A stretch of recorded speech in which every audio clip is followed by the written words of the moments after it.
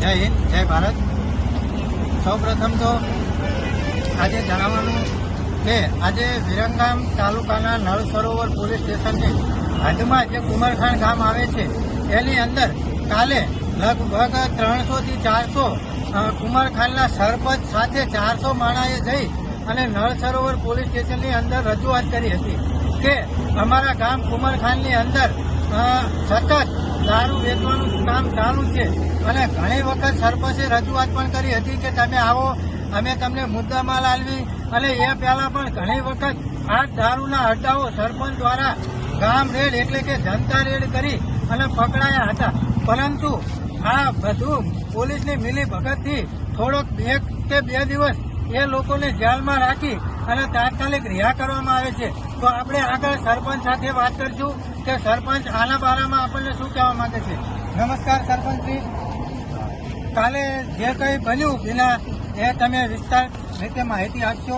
મેં 5 વાગે એસપી સાહેબનો ફોન આવ્યો અને પીએ સાહેબનો, ચૌધરી સાહેબનો, કે સરપંચ કે તમે અહીંયા સામુભાઈના ઘરે આવી જાઓ અને અમને દારૂ બતાવો. તો સાહેબ હું આવ્યો તો તમને દારૂ મળશે નહીં, તો કે તમે આવી જાઓ. કે હું અહીંયા ગયો તો પાછળ સીધો મને ગાળ બોલ્યો એટલે ડાયરેક્ટ સાહેબની બધા સાંભળે તોય છતાં સાહેબને એમને કોઈને કંઈ કીધું નહીં. અને મહેન્દ્રભાઈએ વાંકરા મને કર્યા, તો મહેન્દ્રભાઈને વાંકરા કરવાનો સવાલ એમનો પ્રશ્ન નથી. એમને મેં સાહેબ સિવાય કીધે ટોળાનામાં મેં બોલાયા નથી. તો એસપી સાહેબે એવું કીધું કે સરપંચને બેહાડ્યો. તો સરપંચને શું ગુનો છે કે સરપંચને બેહાડવાનો? તો અમને કયા કોન્સ્ટેબલ ગાળ દીધી હતી, જેને અપશબ્દ બોલ્યા, તમને શું અપશબ્દ બોલેલા હતા? મહેન્દ્રભાઈ વાંકરા, રાજુભાઈ રામસિંહભાઈ કુમારખાન સરપંચ કાલે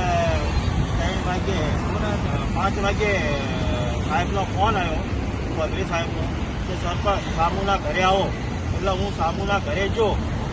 હા, એ બાબતમાં સામુભાઈ જે ધંધો કરે દારૂનો તે માણસ એવું બોલ્યો ડાયરેક્ટ મને કે ભોસ મારી નાખ્યા હાથીને જાણે કે એવું નહીં બોલવું. ડાયરેક્ટ સીધો મને ગાળ બોલ્યો. એટલે સાહેબ, પીએ સાહેબ અને ચૌધરી સાહેબ અને જમાદાર મહેન્દ્રભાઈ એ બધા સાંભળી રહ્યા, તોય છતાં સરપંચના ગાળું દેતા કોઈ બનવાલ લીધી નહીં. મેં સાહેબ બમદી મેં ફોન કર્યો રાતે ચૌધરી સાહેબને. તો સાહેબ અહીંયા દારૂ વેચાય છે તે અહીંયા કુમારખાન આવો તમે. તો કે હા, હમણાં હું આવું છું. અને કહી અને આયા નહીં. રાતે 12 વાગ્યા સુધી અમને બેહારી રખાયા જમાદાર બધાએ. આયા કરી અને કોઈ આવ્યું નહીં. પછી સવારે અમારા ગામના એક વ્યક્તિ ભાઈ 10 વાગે દારૂ પી સામુભાઈના ઘરેથી વિરમગામ માંડલ ખાયા જતા એક્સિડન્ટ થઈ ગયા, એનું મોત થયું. ઘટના સ્થળ મોત થઈ ગયો.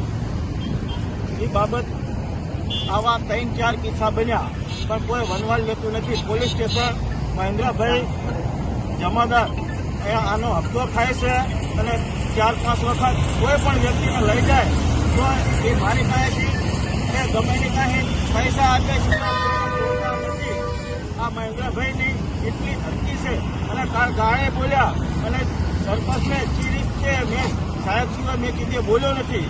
અને એ ડાયરેક્ટ એવું બોલે છે કે ઉપરા ગાને અને ગાળું બોલતા હોય ના હોય શબ્દ કાઢતા મહેન્દ્રભાઈ એને કોઈ જે એની બદલી નહીં થાય મહેન્દ્રભાઈની, તો અગાઉના સમયમાં અમે આંદોલન કરશું. ભારત માતાજી જય.